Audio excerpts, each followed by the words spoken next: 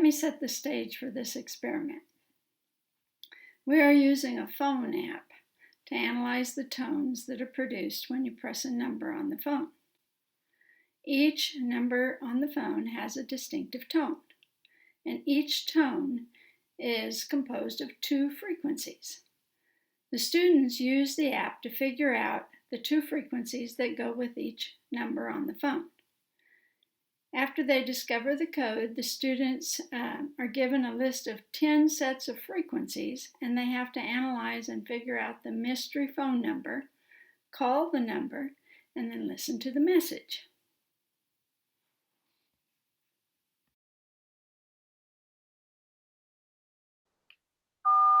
So I got 1207 again. That's right. Is that okay? There's a code. Second part for number 5. Yeah, that's it. So for number 6, are we supposed to find the low frequency and the high frequency? Well, you might not be able to find the low on, but you should be able to see a pattern for me. Do you see the pattern? Oh, yeah. Yeah, can I take a guess on number 6? Yeah. Is it 1,476? Yeah. Oh, 1,407. Oh, I put 75. That's why. Okay. that's wrong. So No, that's close enough. I think this learning remotely has been a success in itself.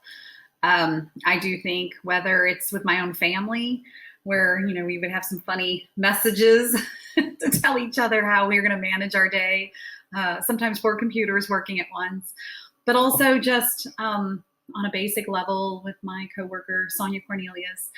She stepped out of her typical role to work on things such as a calendar time.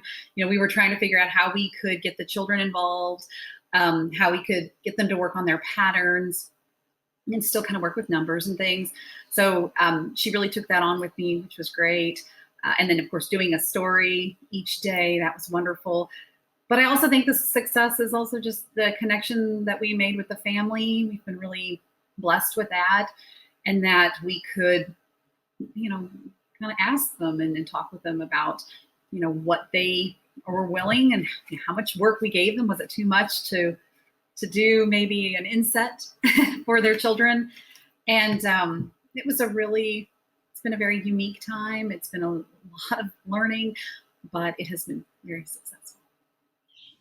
I really appreciated learning from the primary school teachers. Even if they didn't know, they were doing a great job teaching Grace, but they were also teaching me some things, and that was a really neat thing. One day on Grace's seesaw activity was a digital choice board. That's a really good idea. I can apply that.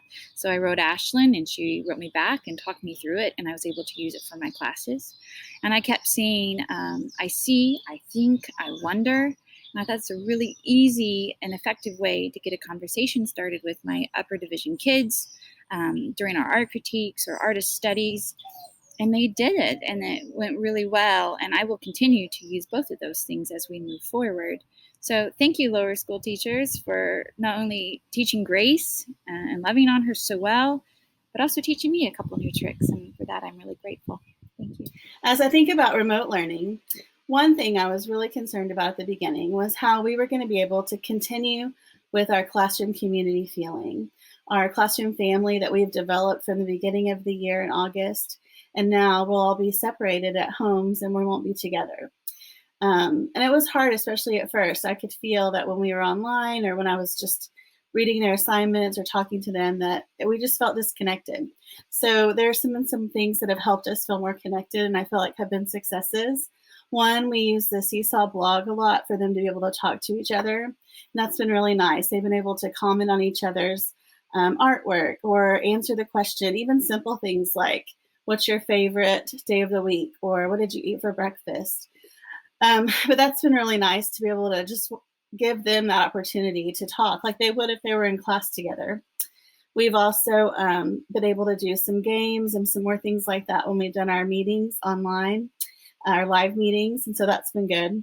And also I've tried to continue our classroom traditions when we've had special celebrations like birthdays, We've had a few Star of the Weeks. And so I've tried to continue those things. And I feel like that's helped them. It's helped them cope through this time and helped them feel connected to each other.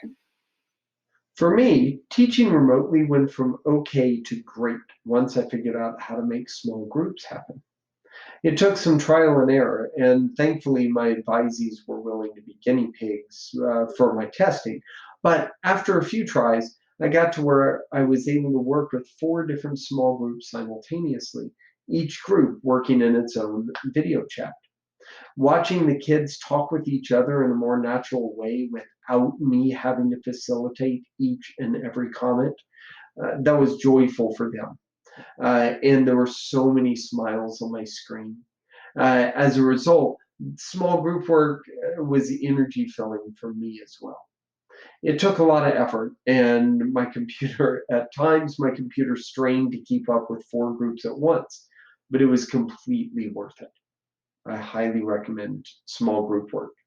I think about the remote learning process and a success story from that. One of the things that I've been just really tickled about the most is, in particular, a student who usually in class can have a wide variety of emotions, and that, whether positive or negative, can really steer participation in class and success and work and things like that. And interestingly, I've seen a completely different side of this particular student through remote learning, and one that when we've had some technology things and wanting to know how something works on a different platform, this student has been willing to ask to share the computer screen and want to really take an active part in being a leader in ways that I've not ever had a chance to see.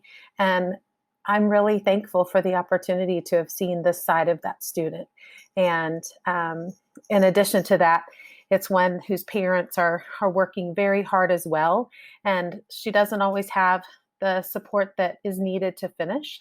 And I was thrilled that today, when I offered to meet with her one-on-one, she agreed to do that later this week. And that wouldn't have happened before, I don't think. For me, I think it was similar to a classroom in some regard, keeping things lively, upbeat, using a variety of approaches, whether it's small group or even one-on-one through written discussion, also large group, sharing out, having the kids present work that they do. They definitely enjoyed that. And again, maintaining a strong connection with the kids. Being okay with spending the first 10 minutes of class with how are you doing, what's going on, what's funny, what's silly, what's making you sad, kind of including that and not getting caught too much on we have to get through this and this and this and this and this and this. So being open to that. And also students really enjoyed, like I said, presenting.